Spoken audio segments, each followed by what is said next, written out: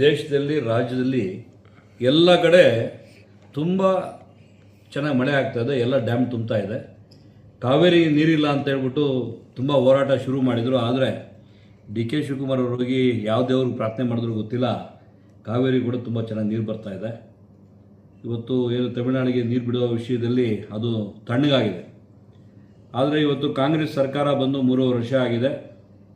ಖಾತೆ ಹಂಚಿಕೆ ಮಾಡೋದಕ್ಕೆ 2 ತಿಂಗಳು ಟೈಮ್ ತೊಗೊಂಡ್ರು. 2 ತಿಂಗಳು ಟೈಮ್ ತೊಗೊಂಡ್ರೆ ಕೂಡ ನಮ್ಮ ಕೋಲಾರ ಮತ್ತು ಚಿಕ್ಕಬಳ್ಳಾಪುರ ಜಿಲ್ಲೆ ಭೀಕರ ಬರಗಾಲ. ಈ ಸರಿ ಮಳೆನೇ ಆಗಿಲ್ಲ, ಉತ್ಬಿಟ್ಟಿದ್ದಾರೆ, ಆದರೆ ಬೆಳೆನೇ ಹಾಕಿಲ್ಲ. ಬೆಳೆ ಒಣಗೋಗಿದಂತೆ ಸರ್ಕಾರದಲ್ಲಿ ಕೂಡ ಈ ಬರಗಟ್ಟೋಗಿರ್ತಕ್ಕಂಥ ಟೈಮಲ್ಲಿ ಇವತ್ತು ಕಾಂಗ್ರೆಸ್ಸಲ್ಲಿ ಏನು ಮನತಾಯಿ ಧೋರಣೆ ಮಾಡಿದ್ದಾರೆ ಅಂತಕ್ಕಂಥದ್ದು ಆಗಿದೆ. ಯಾಕಂತ ಹೇಳಿದ್ರೆ ಬೆಂಗಳೂರಿಗೆ ರಾಜಧಾನಿಗೆ ತುಂಬ ಹತ್ತಿರ ಇರ್ತಕ್ಕಂಥ 2 ಜಿಲ್ಲೆಗಳಿಗೆ ಮಂತ್ರಿ ಸ್ಥಾನ ಕೊಡ್ದಿರ, ಅದು ಅವರ ಯಾವ ಲೆಕ್ಕಾಚಾರದಲ್ಲಿ ಮಾಡಿದವರು ಗೊತ್ತಿಲ್ಲ. ಭೀಕರ ಬರಗಾಲ ಇದ್ದರೆ ಕೂಡ ಇಲ್ಲ, ಅಧಿಕಾರ ವಂಚಿತರಾಗಿ ಕಾಂಗ್ರೆಸ್ಸಲ್ಲಿ ಇರ್ತಕ್ಕಂಥವ್ರು ಕೂಡ ಸುಮ್ಮನೆ ಕೂತಿರೋದು ಗೊತ್ತಿಲ್ಲ. ಆದರೆ ಇದರಿಂದ ರೈತರಿಗೆ ದೊಡ್ಡ ಮಟ್ಟಕ್ಕೆ ಆಘಾತ ಆಗಿದೆ.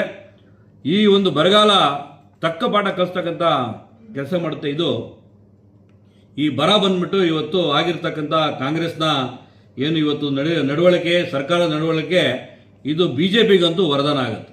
ಯಾಕಂತ ಹೇಳಿದ್ರೆ ಇಡೀ ದೇಶದಲ್ಲಿ ಮೋದಿಜಿಯವರ ನಾಯಕತ್ವ ಯಾವ ಥರ ಮಾಡ್ತಾ ಇರ್ತಕ್ಕಂಥ ಎಲ್ಲರಿಗೂ ಗೊತ್ತಿದೆ. ಮುಂಬರುವ ಚುನಾವಣೆಯಲ್ಲಿ BJP JDS ಎರಡೂ ಸೇರಿ NDA ಏನಿರ್ತಕ್ಕಂಥದ್ದು 150ರಿಂದ 180 ಸೀಟ್ ಬರ್ತಕ್ಕಂಥದ್ದು ಖಚಿತ ಆಗುತ್ತೆ.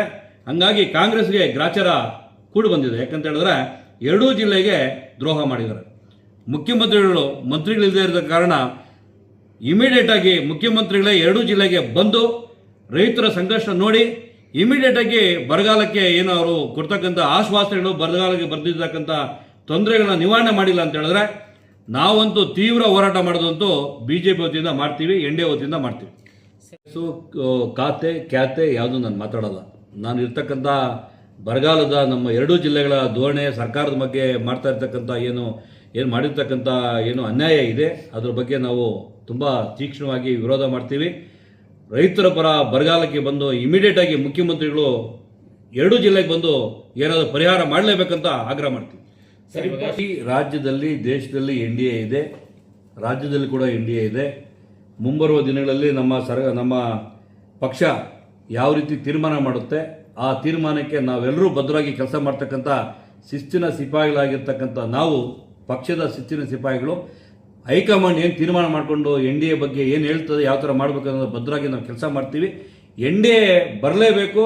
ಈ ನಮ್ಮ 2 ಜಿಲ್ಲೆಗಳ ರೈತರ, ಜನರ, ನಮ್ಮ ಎಲ್ಲ ಇರ್ತಕ್ಕಂಥದ್ದು, ವಿದ್ಯಾರ್ಥಿಗಳದ್ದು ಎಲ್ಲರದ್ದು ಕಷ್ಟ ನಿವಾರಣೆ ಮಾಡ್ತಕ್ಕಂಥದ್ದು ಆಗಬೇಕು ಅಂತಕ್ಕಂಥ ಹೋರಾಟ ಇದೆ. ಮುಂಬರುವ ಸರ್ಕಾರ NDAದಾಗುತ್ತೆ. ಹಂಗಾಗಿ 2 ಜಿಲ್ಲೆಗೆ ಹೊರ ಆಗುತ್ತೆ.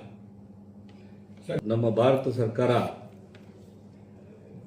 BJP ಸರ್ಕಾರ ಏನಿದೆ, ಭಾರತ ಸರ್ಕಾರದ ಮೋದಿಯ ನಾಯಕತ್ವದಲ್ಲಿ ಈಗಾಗಲೇ ತಂದಾದ ಮೇಲೆ ಯಾವ ರೀತಿ ಆಗ್ತಕ್ಕಂಥದ್ದು ಗೊತ್ತಿಲ್ಲ. ಆದರೆ ಕರ್ನಾಟಕಕ್ಕೆ ಈ ಬಾರಿ NDA ಹೊರ ಆಗ್ತಕ್ಕಂಥದ್ದು ಗ್ಯಾರಂಟಿ. 2 ಜಿಲ್ಲೆಗೆ ನಮಗೆ ಮುಂಬರುವ ದಿನಗಳಲ್ಲಿ ಅದೃಷ್ಟ ಅಂತೂ ಬರುತ್ತೆ.